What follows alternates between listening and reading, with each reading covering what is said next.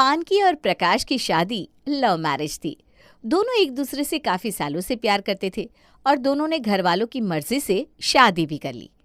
हाँ, पहले पहले दोनों के घर वाले उन दोनों की शादी के लिए नहीं मान रहे थे, लेकिन दोनों की जिद को देखकर दोनों के घर वालों ने उनकी शादी करवा दी।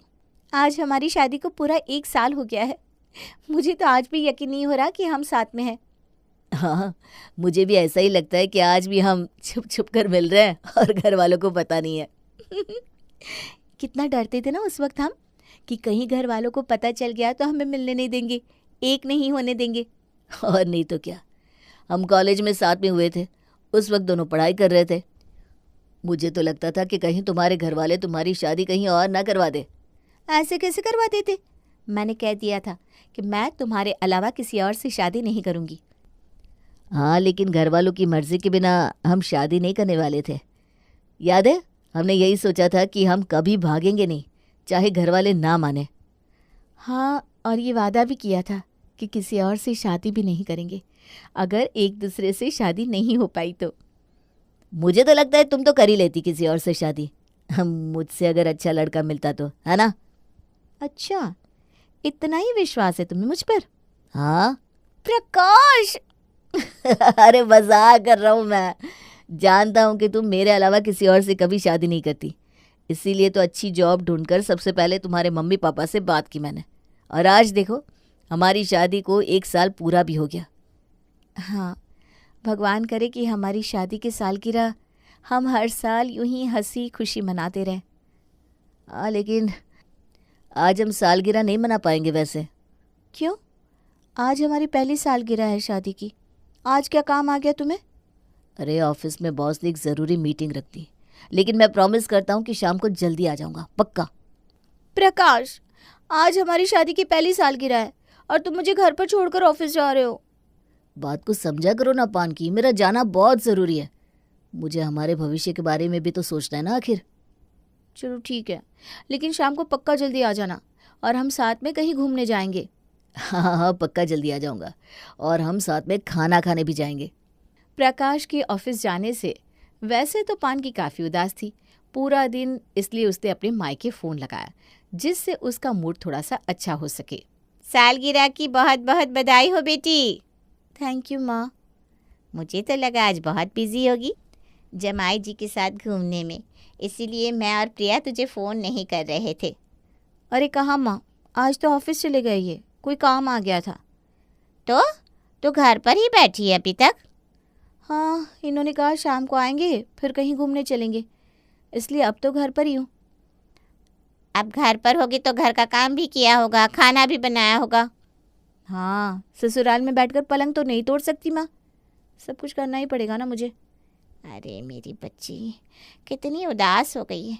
ये सारे पति ना ऐसे ही होते हैं, शादी के कुछ वक्त बाद पत्नी पर ध्यान देना ही बंद कर देते हैं, उन्हें कहीं घूमने नहीं ले जाते, कोई वादा नहीं निभाते। अरे नहीं माँ, प्रकाश ऐसे नहीं है, उन्होंने वादा किया है कि वो शाम को जल्दी आएंगे। अरे देख लेना, सब मर्द एक जैसे होते हैं। ले अपनी भाभी से बात कर।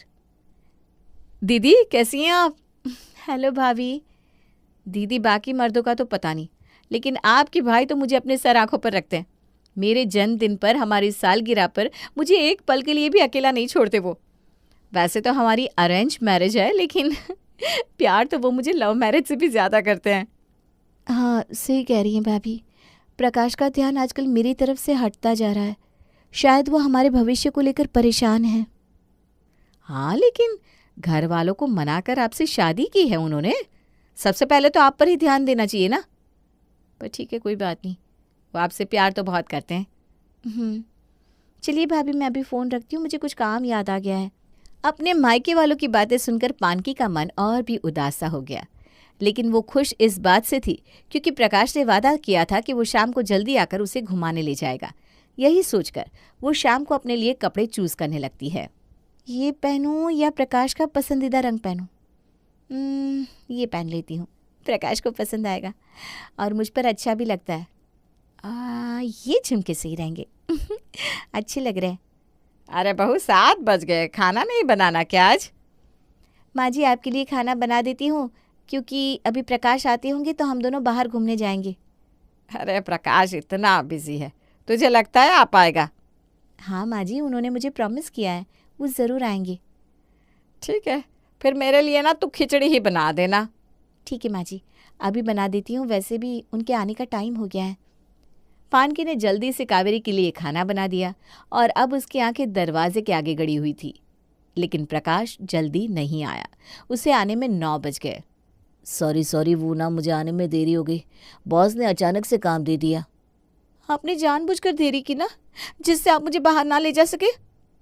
अरे बहू, एक तो मेरा बेटा थका हुआ आया है, ऊपर से तू है कि उस पर चढ़े ही जा रही है। अरे सच में कुछ काम आ गया था, और मैं क्यों नहीं लेकर जाऊंगा बाहर? मैंने खुद ही तुमसे कहा था ना कि आज शाम को मैं आऊंगा और हम चलेंगे। मैं सब जानती हूँ, माँ सही कह रही थी, एक बार शादी हो जाती है ना तो मर्द बदल जाते हैं। अच्छा, तो ये सब तुम्हारी माँ की पट्टी पढ़ाई हुई है? मेरी माँ के बारे में कुछ बोलने की जरूरत नहीं है। हाँ, वो भले ही मेरे बेटे के बारे में कुछ भी बोले और हम उनके बारे में पीठ पीछे भी ना बोले हैं। माँ जी, ये हम पति पत्नी के बीच का मामला है, आपको बीच में बोलने की कोई जरूरत नहीं है। क्यों? तुम्हारी माँ हमारे मामले में बोल सकती है और मेरी माँ ना बोले? हाँ तो रहो अपनी माँ के साथ, उनके साथ ही अब बाहर जाना घूमने। एक तो इतना थक हार के आया हूँ, ऊपर से तुम दिमाग खराब करिए। हाँ, तुम्हें तो अब यही लगेगा ना। छोड़ो, मुझे तुमसे बात ही नहीं करनी। माँ, मैं ऊपर छत पर सोने जा रहा हूँ। अरे बेटा, खाना तो खा ले। नहीं माँ, भूख मर गई मेरी। प्रकाश और पानकी की पहली सालगिरह पर ही लड़ाई हो गई, जिस वजह से उन्होंने कुछ दिन एक दूसरे से बात भी नहीं की। लेकिन फिर धीरे धीरे उनके बीच के मनमुटाव और भी बढ़ने लगे। अरे उस दिन ही तो पैसे दिए थे तुम्हें। हाँ तो मुझे भी खर्चे के लिए पैसे चाहिए ना, मैं कहाँ से लाऊंगी? खर्चा थोड़ा कम भी तो कर सकती हो, जरूरी नहीं कि हर बार महंगी चीजें ही लो। शादी के पहले तो बड़ा कहते थे, मैं तुम्हारी सारी हसरतें पूरी करूंगा, तुम्हें चांद ला कर दूंगा। अब क्या हुआ? मेरे छोटे मोटे खर्चे भी नहीं संभलते तुमसे। शादी के पहले तो तुम भी कहती थी मैं तुम्हारा साथ दूंगी, तुम्हें आगे बढ़ना है तो मैं तुम्हारे पीछे खड़ी रहूंगी। अब क्या हुआ? सारे वादे झूठे थे तुम्हारे। मैं तुम्हारी बीवी हूं, मेरा ख्याल रखना तुम्हारा फर्ज है। वाह भाई वाह, आप तो बड़ी चालाक है। मेरे भाई के फर्ज तो गिनवा दिए आपने, खुद के कौन से फर्ज निभा दिए आपने? दीदी, आप तो बात ही मत करिए। मैंने देखा है पंकज जीजा जी कैसे आपके आगे पीछे घूमते हैं, उनको तो आपने खुद के पल्लू से बांध कर रखा हुआ है। देखा भाई देखा, कैसे बात कर रही है मुझसे। पानकी, दीदी से माफी मांगो। अरे मैं क्यों माफी मांगू? उन्होंने पहले शुरुआत की थी, माफी पहले वो मांगेंगी। अरे मेरे भाई के लिए ना एक से बढ़कर एक रिश्ते आ रहे थे, लेकिन वो कहते हैं ना, दिल आया गधी पे तो परी क्या चीज़ है। बस वही हुआ है इसके साथ भी। दीदी अब ना आप कुछ ज़्यादा बोल रही हैं। देखो आकाश, अगर तुम्हारी बहन बीच में बोलेगी ना तो मैं भी अपने भाई को फ़ोन कर दूंगी, वो अभी भाभी को लेकर यहाँ आ जाएगा, फिर देखना तुम्हारी बहन का मुंह कैसे बंद होता है। तुम मुझे धमकी दे रही हो? मेरी बहन है, मेरे लिए नहीं बोलेगी तो किसके लिए बोलेगी? हाँ अच्छा ऐसी बात है ना, ठीक है अभी बताती हूँ मैं भी। पानकी भी अपने भाई और भाभी को ससुराल बुला लेती है, जिससे उसकी ननद और भाई के बीच में कहासुनी बढ़ती ही जाती है।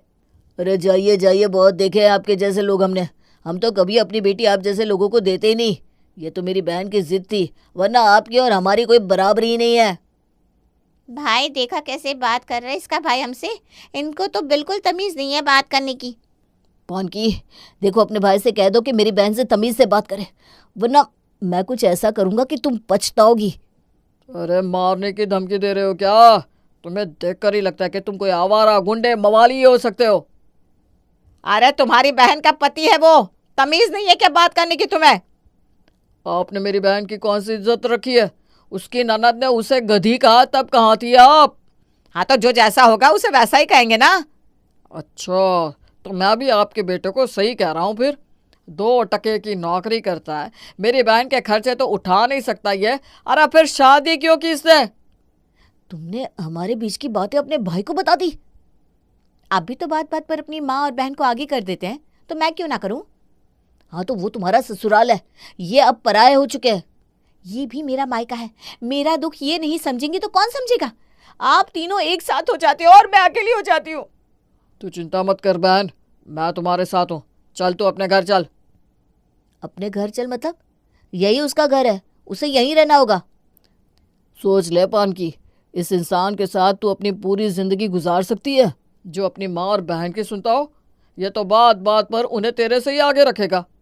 पानकी, अगर आज तुम इस घर से गई तो हमारा रिश्ता खत्म समझना। इसीलिए मैं अभी कह रहा हूँ, अपने भाई को कहो यहाँ से चला जाए। मेरी बहन अब यहाँ नहीं रहेगी, तुझे जो करना है कर ले, समझा? चल पानकी। बात की गर्मा गर्मी इतनी बढ़ चुकी थी कि पानकी अपने भाई के साथ अपना सामान लेकर चली गई और यहाँ गुस्से में प्रकाश ने भी उसे एक बार भी नहीं रोका और ना ही वापस आने के लिए फोन किया। देखा, उसे पड़ी ही नहीं इस रिश्ते की। कोई पढ़ी लिखी होती तो आकर माफी मांग लेती हमसे, लेकिन उसने तो एक फोन तक नहीं किया। प्रकाश, मैं तो कहती हूँ इस रिश्ते का कोई मतलब नहीं, तू उससे तलाक ले ले। अरे तेरे लिए बहुत सारी लड़कियां मिल जाएगी। हमने तो पहले ही कहा था मत कर ऐसी लड़की से शादी, लेकिन इसके प्यार में अंधा हो चुका था तू। मैं सोच रहा था एक बार दिव्या से बात कर लेता हूँ। अगर तूने फ़ोन किया ना तो तुझे हर बार झुकना पड़ेगा भाई, समझ ले। कोई ज़रूरत नहीं है फ़ोन करने की, मैं तलाक के पेपर बनवा देती हूँ। दूसरी तरफ पानकी के घर। अरे बेटा, हम है ना, तू चिंता क्यों करती है? हम सब तेरे साथ हैं। हम तेरे लिए इस लड़के से अच्छा लड़का ढूंढेंगे। और नहीं तो क्या, कोई जरूरत नहीं है ऐसे घर में फिर से जाने की, हम है ना तेरे साथ। और नहीं तो क्या पानकी, वैसे भी वो लड़का तेरे लायक नहीं है। मैं सोच रही थी एक बार प्रकाश से जाकर मिल लूँ तो अच्छा रहेगा। अरे कोई ज़रूरत नहीं है उनके घर फिर से जाने की, हमें उन लोगों से कोई रिश्ता नहीं रखना। अरे बेटा, तू क्यों चिंता करती है? तेरे लिए एक से बढ़कर एक रिश्ते लाएंगे हम। प्रकाश और पानकी अपने रिश्तेदारों के कहने पर एक दूसरे से तलाक ले लिया और अलग हो गए। उसके बाद उन दोनों ने एक दूसरे की शक्ल भी नहीं देखी कभी। दोनों के रास्ते अलग हो चुके थे। समय बीतता गया और यादें भी धुंधली पड़ती गई। 10 साल बाद कॉलेज का रीयूनियन। वहाँ सारे पुराने दोस्त आए हुए हैं। पानकी पीछे मुंह करके खड़ी हुई है। प्रकाश पीछे आकर बुलाता है। पानकी। प्रकाश, ये तुम ही हो ना? क्यों, शक्ल पहचानने में नहीं आ रही? इतना बूढ़ा हो गया हो क्या? नहीं, 10 साल बाद देख रही हूँ तो बस। कैंटीन में बैठकर बात करें? हाँ, दोनों पुराने दिनों की तरह कैंटीन में जाते हैं। 10 साल बाद फिर से एक दूसरे से मिलकर दोनों के बीच एक अजीब सी खामोशी और हिचक सी थी। तभी प्रकाश ने कहा, साड़ी में अच्छी लग रही हो। तुम भी सूट में अच्छी लग रहे हो। शादी हो गई तुम्हारी? नहीं, तुम्हारी बीवी नहीं आई साथ में? अभी तक मिली नहीं है।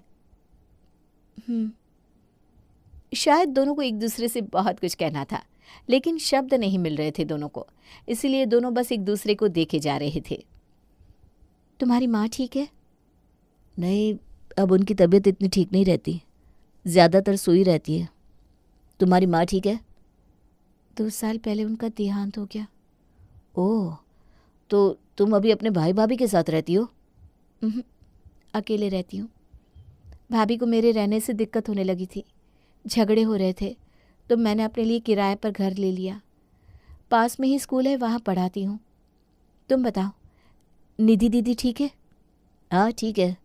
अब हमारा भी ज़्यादा मिलना जुलना नहीं होता। उनके 2 बच्चे हो गए, अपनी लाइफ में बिजी हैं। कभी कभी सोचती हूँ कि ये वही लोग हैं ना जिन्होंने कभी कहा था कि रिश्ता तोड़ दो, हम बैठे हैं। हाँ, ये वही लोग हैं जिनकी हमने सुनी थी एक दूसरे की ना सुनकर। काश कि हमने एक दूसरे की बात को सुना होता तो आज हम। तुम्हारी कॉफ़ी, तुम्हारी बिना शक्कर वाली चाय। वक्त गुजर जाने के बाद सिर्फ काश ही रह जाता है। अगर आप भी इस काश को अपनी ज़िंदगी से दूर रखना चाहते हैं तो अपने रिश्ते को और बातों को अपने तक ही रखें, वरना प्रकाश और पानकी की तरह बस आपके पास भी एक ही शब्द रह जाएगा, काश कि ऐसा हुआ होता।